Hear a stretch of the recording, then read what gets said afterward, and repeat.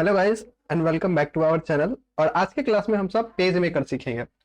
Page maker क्या होता है, पेज मेकर में हम सब कोई भी डिजाइन कैसे बनाते हैं, वो सब आज के क्लास में हम समझेंगे। ठीक है, तो सबसे पहले हम सब पेज मेकर के बारे में हम समझना शुरू करते हैं। जब हम पेज मेकर ओपन करते हैं तो सबसे पहला इंटरफेस हमको ये दिखेगा। ठीक है, इसमें से सबसे पहले ये मिल रहा है टेम्पलेट्स। ठीक है, टेम्पलेट्स विंडो में क्या होता है कि आप कोई भी चीज देख रहे हैं, जैसे कि आप कोई भी टेम्पलेट आप पहले से बना हुआ है, इसमें डिजाइन पहले से मिला रहता है, आप इसके अंदर डिजाइन को नाम को चेंज करके या कुछ कुछ चेंज करके और अपना एक डिजाइन बना सकते हैं। ठीक है, तो हमको इसको कुछ करने का मन नहीं है, हम यहाँ पे इससे यूज नहीं करेंगे, हम इसको कट कर देंगे। ठीक, सबसे पहले हम यहाँ पे देख सकते हैं कि यहाँ पे आपका दो विंडो यहाँ खुला हुआ है, एक लेफ्ट में यहाँ पे कलर विंडो, यहाँ पे हमारा है पिक्चर विंडो। ठीक है, उसके बाद हम लेफ्ट साइड देखेंगे तो ये है हमारा पूरा का पूरा वह टूल्स। ठीक है, ये सारा का सारा हमारे पास टूल्स है, एक एक करके हम सब समझेंगे अभी।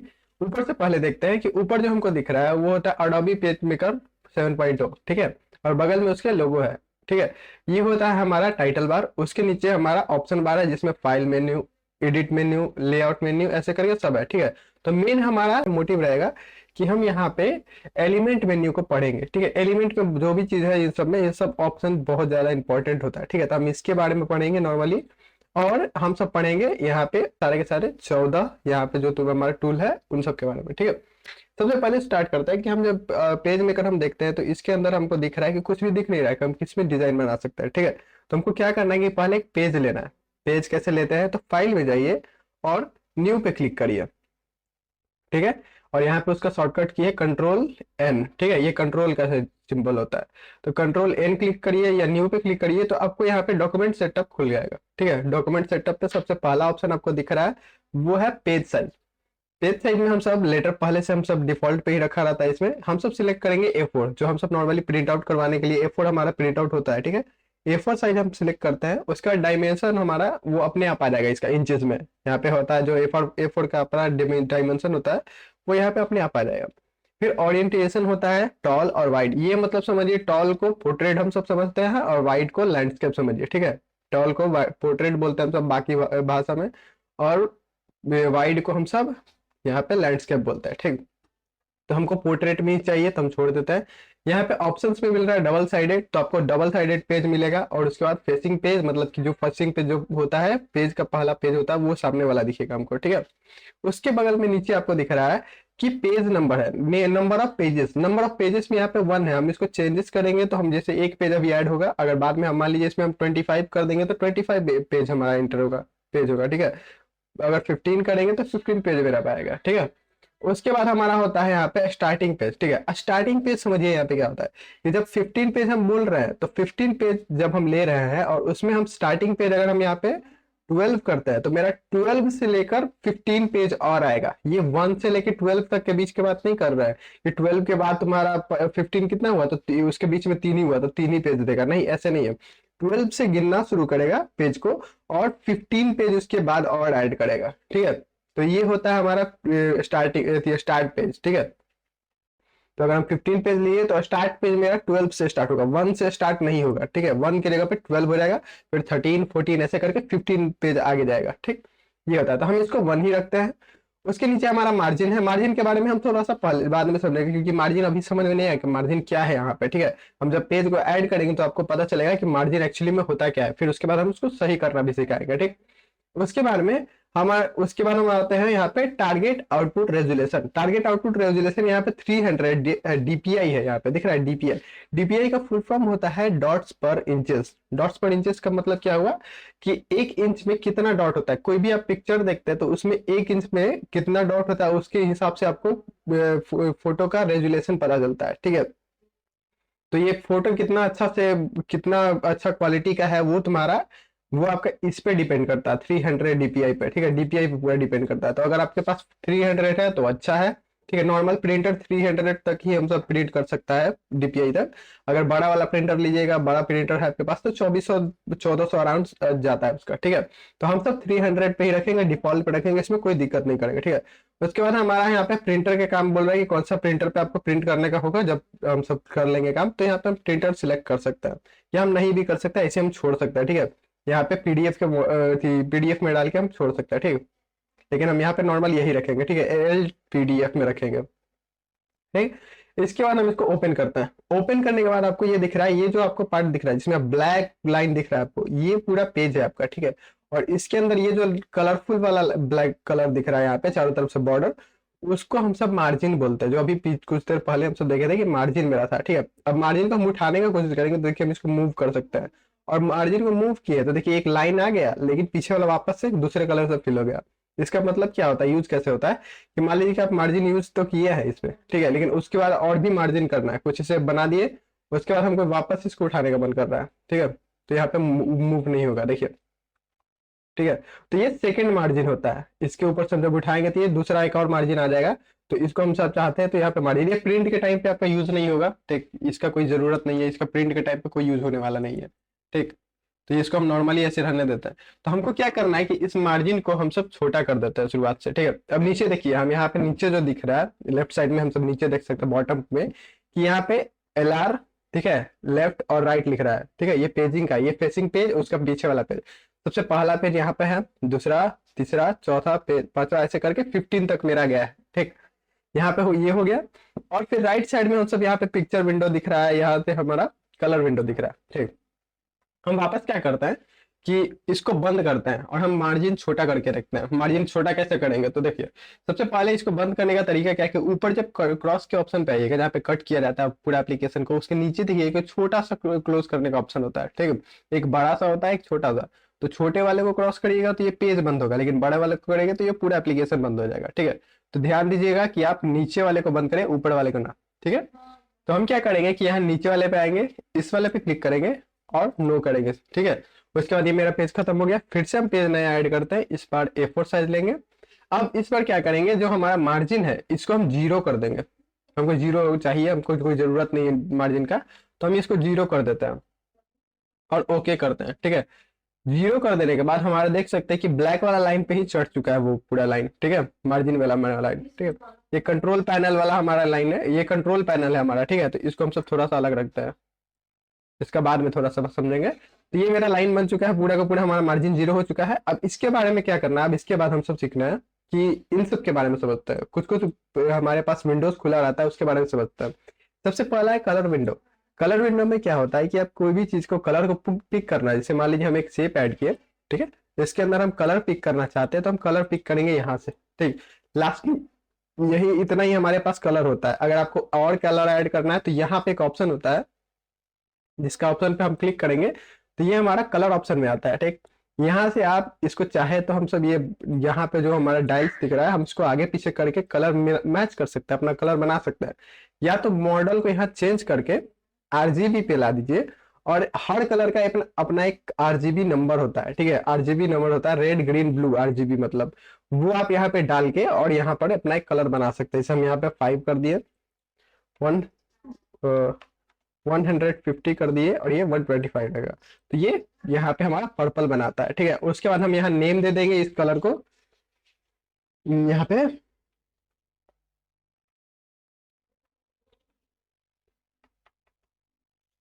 हम यहाँ पे 1 कलर दे दिए, कलर का नाम दे दिए।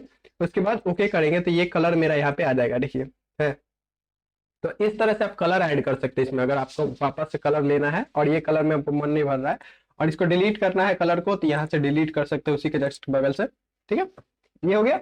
इसके बाद हम क्या कर सकते हैं, नीचे वाले में आते हैं, ठीक है, कि यहाँ पे हमारा पिक्चर विंडो है। अब पिक्चर विंडो का यहाँ पे कुछ काम नहीं होगा, ठीक है। हम यहाँ पे ओके करके, यहाँ पे देखिए पिक्चर को हम उठा के यहाँ से हम उठा के डालने का कोशिश करते हैं, तो देखिए ये बताएगा कि यहाँ पे, ये देखिए the image can not be found, ठीक है। इसलिए नहीं बता रहा है क्योंकि इस पहले का था, इसमें बहुत प्रॉब्लम होता है इसका ये थी में पिक्चर वाले विंडो में, ये पिक्चर वाला विंडो आपके यूज नहीं होगा, तो इसको आप ना ही यूज करें तो बेहतर रहेगा। इसके न्यू वाले पे क्लिक करके हम सब पिक्चर तो ऐड कर सकते हैं। जैसे हम आ गए, पिक्चर ऐड किए, ये हमारा पिक्चर ऐड हो गया। उसके बाद हम यहाँ से उठा के और यहाँ पे ऐड कर सकते हैं, ठीक है। तो पिक्चर विंडो का काम आप नॉर्मली करिएगा तो नॉर्मल अपना पिक्चर ऐड करिएगा तो इसमें से यूज हो जाएगा। लेकिन अगर आप मानते हैं कि हम इस में से कोई उठा ले, सोच रहे कि हम इसमें से कोई बचा हुआ है तो हम इसमें से उठा के रख ले, तो ये सब चीज यूज नहीं होगा, ठीक है। तो आपको यहाँ से अगर कलर चाहिए तो यहाँ कोई भी पिक्चर चाहिए तो हम यहाँ पर से नीचे से आके यहाँ पे हम यहाँ पे ऐड कर सकते हैं, ठीक है। ऐड करके उसके बाद वापस बाद में के लिए यूज करने के लिए रख सकते हैं आप। जैसे मान लीजिए कि आप कोई चीज के बारे में कोई इंस्टीट्यूट के लिए आप काम कर रहे हैं, या इंस्टीट्यूट का कोई डिजाइन बना रहे हैं, तो उसका लोगो पहले से बार बार ऐड ना करने का मन है तो हम यहाँ पे उसका लोगो रख सकते हैं पहले से ऐड करके और बार बार यूज कर सकते हैं। ठीक है, ये हो गया। उसके बाद यहाँ पे हमारा पिक्चर विंडो का काम खत्म। फिर से आते हैं हम इसके बाद कि इसके बाद हम आते हैं यहाँ पे सारा का सारा विंडो में।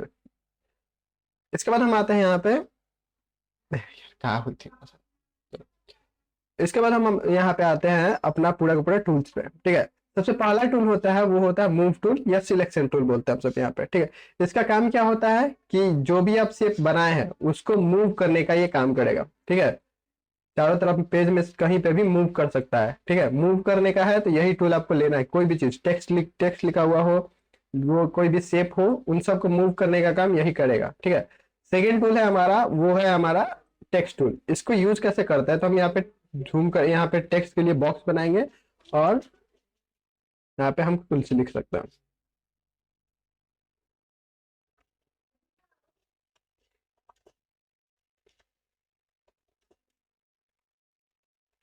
ठीक है, हम यहाँ पे कोई से कुछ लिख दिए, उसके बाद हम इसको सिलेक्ट करेंगे। ठीक है, सिलेक्ट करने के बाद नीचे जब हम देख सकते हैं यहाँ पे देखो ये कलर पैलेट जो था, कंट्रोल पैलेट हमारे पास जो था, उसमें हम देख सकते हैं कि ये बहुत सारा ऑप्शन चेंज हो गया। ठीक है, इसका काम क्या होता है कंट्रोल पैलेट का कि ये हर एक शेप के हिसाब से, जैसे मान लीजिए कि हर एक जो आपका हमारा यहाँ पे शेप है या कोई टूल है, हर टूल के हिसाब से अपना यहाँ पे ये डिजाइन चेंज करता है।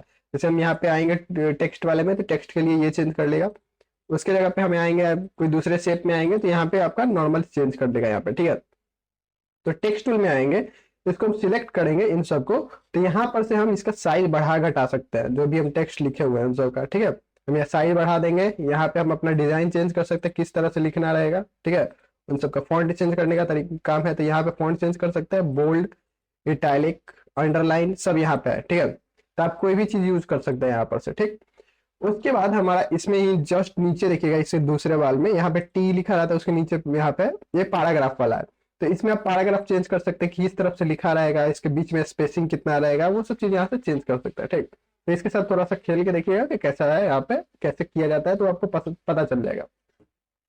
उसके बाद हमारा यहाँ पे है जिस टेक्स्ट तो हम लिख चुके हैं, हम यहाँ पे टेक्स्ट लिख लिए, तो वापस से हम यहाँ पे आते हैं, इस चीज को मूव टूल को पकड़ते हैं, इस पे क्लिक करते हैं और मूव टूल करने के बाद यहाँ पे देखिए ये हम जब लिखे हैं तो इसका शेप कुछ अलग तरीका से है। जब हम लिखने के बाद बॉक्स को हम सिलेक्ट करते हैं तो ये कुछ अलग तरीके का लिखा हुआ है। तो ये जो डॉट दिख रहा है ये बॉक्स के चारों तरफ का कॉर्नर है, जैसे ये बॉक्स है ना इसके चारों तरफ का कॉर्नर, वैसे ये डॉट है। ठीक है, दिख नहीं रहा है यहाँ पे लाइन क्योंकि वो गायब किया रहता है नॉर्मली। ठीक है, इसको हम पकड़ के छोटा बड़ा कर सकते हैं हम चाहेंगे तो।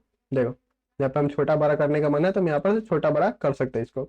लेकिन एक चीज ध्यान दें, इसका काम भी होता है, और यहाँ पे देख सकते हैं कि यहाँ पे दो और यहाँ पे हमारा शेप टाइप होता है हल्का। ठीक है, इसका क्या काम होता है, तो हम जब इसको जूम छोटा कर दें, यहाँ पे प्रोग्रेसिव हमको सिर्फ दिख रहा है, कंप्यूटर सेंटर नहीं हमको दिख रहा है, तो यहाँ पे देखिए नीचे एक कलर हो गया है, इसमें थोड़ा सा कलर आ गया है। अब इसका जैसे हम इस पे क्लिक करेंगे तो ये देखिए मेरा माउस का कलर चेंज हो गया, डिजाइन चेंज हो गया। अब इसके बाद हमको एक बॉक्स बनाना है और बॉक्स बनाएंगे तो ये और ये दोनों अलग हो जाएगा। देखिए अलग हो गया ना, लेकिन यहाँ पे देखिए प्लस का सिंबल आ चुका है इसके नीचे वाले में और इसके ऊपर वाले में। जब हम प्लस के सिंबल पे क्लिक करते तो ये बॉक्स वापस आ जाएगा और इसके बाद हम इस पे क्लिक करेंगे तो देखिए इसको हम फिर से बॉक्स बनाएंगे तो यहाँ पे हमारा क्या करेगा, देखिए दोनों को जोड़ देगा। ठीक है, तो ये प्लस का सिंबल क्या होता है ना कि मान लीजिए आपको अगर हम अलग अलग करने का मन है तो सबको हम अलग अलग कर सकते हैं। ठीक है, हम प्रोग्रेसिव यहाँ हो गया, मेरा कंप्यूटर यहाँ हो गया, सेंटर यहाँ हो गया, सबको अलग कर दिया। साथ में लिखे थे सब लेकिन अलग हो गया बाद में। ठीक है, तो ये काम होता है इसका। उसके बाद हमारा है यहाँ पे रोटेशन टूल। रोटेशन टूल का काम क्या होता है, जैसे एक तरीके से इसको यूज करते हैं हम सब रोटेट करने के लिए कोई भी शेप को। ठीक है, शेप को हो गया या हम कोई भी टेक्स्ट लिखे इसको रोटेट करने का काम करता है। लेकिन रोटेट कैसे करता है, तो जैसे मान लीजिए आप यहाँ पे हम टेक्स्ट लिखे हुए हैं, दिख रहा है आपको ये टेक्स्ट यहाँ पे दिख रहा है, इसमें हम यहाँ पे माउस रखेंगे तो इसको अपना एक सेंटर पॉइंट समझ के ये और इसको मूव करने लगेगा। जैसे हम सब कंपास यूज करते थे ना, कंपास नॉर्मली तो बीच में रख के और पेपर को हम सब अगर घुमाते थे तो एक तरफ घूमता था, लेकिन अगर कॉर्नर पे रख देंगे और फिर उसके बाद घुमाएंगे तो पेज पूरा दूर तक घूमता था, है ना। तो वही चीज यहाँ पे है, यहाँ पे हम इसको रख के अगर हम घुमाएंगे तो ये दूर तक घूमेगा ऐसे। ठीक है, लेकिन हम बीच में रख के घुमाएंगे तो ये छोटा में घूमेगा। ठीक है, तो ये उस पर डिपेंड करता है कि आप किस तरह से घुमाते हैं। ठीक, इसको हम पकड़ के हम नीचे लेके आते हैं, इसको भी छोटा कर ले नीचे। चलिए ये हो गया। इसके बाद हमारा काम है अगला इसमें क्रॉप टूल। क्रॉप टूल का काम होता है नॉर्मली वो होता है आपका यूज इसमें कोई भी पिक्चर में होता है क्रॉप टूल। जैसे हम यहाँ पे पिक्चर को ऐड कर ले इसमें, ठीक है, पिक्चर को हम यहाँ पे ऐड कर लिए, इसमें हम क्रॉप टूल का यूज करेंगे। तो क्रॉप जैसे यूज करेंगे तो इसमें देखिए ये जो हमारा चारों तरफ का कॉर्नर है उसको हम पकड़ के क्रॉप टूल पकड़ के, देखिए क्रॉप टूल पकड़ के इसको हम छोटा करेंगे तो ये क्रॉप हो जाएगा इसके चारों तरफ से। देखिए ऐसे क्रॉप कर सकते हैं हम सब, हमको इतना ही चाहिए तो ऐसे करके, और उसके बाद वापस मूव टूल में आके हम इसको छोटा कर लेंगे। ठीक है, ये हो गया। मूव टूल से छोटा करेंगे तो कभी भी क्रॉप नहीं होगा, देखिए नहीं हो रहा है ना, लेकिन हम क्रॉप टूल से जाएंगे और इसका हम छोटा करने जाएंगे तो ये क्रॉप कर देगा इसको। तो इस तरह से हम सब क्रॉप कर सकते हैं कोई भी शेप को। ठीक है, कोई भी हम सब पिक्चर को हम सब क्रॉप कर सकते हैं, शेप को हम सब क्रॉप नहीं कर सकते हैं। ठीक है, ये ध्यान रखिएगा। ये क्रॉप टूल हो गया। फिर है हमारा पे फिर है हमारा यहाँ पे सिंगल लाइन टूल। ठीक है, अब लाइन टूल क्या होता है कि ये जो होता है सिंगल लाइन बनाएगा, कहीं पे भी आगे पीछे आपको किसी भी कॉर्नर किसी भी डायरेक्शन में बनाना है बना सकते हैं। लेकिन ये जो दूसरा वाला लाइन होता है ये क्या करता है, हमेशा स्ट्रेट लाइन बनाता है। चाहे तो स्ट्रेट बनाएगा, नहीं तो 45 डिग्री के एंगल पे बनाएगा। ठीक है, फिर उसके बाद स्ट्रेट, नहीं तो 45 डिग्री के एंगल पे, बस ऐसे ही बनाता है। तो आपको अगर स्ट्रेट लाइन चाहिए तो ये वाला टूल यूज करिएगा, लेकिन अगर आपको नॉर्मली चाहिए कि हम सब किसी भी डायरेक्शन में आप एक लाइन चाहिए तो आप ये वाला डायरेक्शन, ये वाला टूल यूज करिएगा। ठीक है, उसके बाद हमारे यहाँ पे है नीचे उस यहाँ पे रेक्टेंगल टूल। ठीक है, एक चीज हम बताना थोड़ा सा भूल गए कि हम जब राइट क्लिक करेंगे अपने माउस में तो आपको 3 ऑप्शन यहाँ पे दिखता है, ध्यान दे दीजिएगा, actual size, fit to window और इंटायर पेस्ट बोर्ड। ठीक है, तो एक्चुअल साइज का काम क्या होता है कि जैसे आप माउस जहां पे रखे हैं, मान लीजिए हम यहाँ पे यहाँ पे माउस रखे, इस पे राइट क्लिक करके और एक्चुअल साइज करेंगे तो उस जगह पे जूम कर देता है। ठीक है, हमारा पूरा स्क्रीन को जूम कर देता है उस जगह पे जहां पे हम सब माउस रखे रहते हैं, ये ध्यान दीजिएगा। उसके बाद राइट क्लिक करके अगर हम फिट टू विंडो करेंगे तो जो मेरा इंटायर पेज है, जिस पेज पे हम काम कर रहे हैं, वो पूरा का पूरा मेरा स्क्रीन पे फिट हो जाएगा। ठीक है, लेकिन हम यहाँ पे अगर इंटायर पेस्ट बोर्ड पे क्लिक करते हैं तो ये क्या करेगा कि जितना भी पेज है इसके पास, पेज मेकर इतना बड़ा पेज में काम कर सकता है। ठीक है, इतना बड़ा पेज में काम करने का ऑप्शन दे सकता है आपको। तो ये पूरा का पूरा आपको इसका पेज दिखा देगा कि इसका कितना बड़ा पेज है। ठीक है, और आप इसमें काम कर रहे हैं।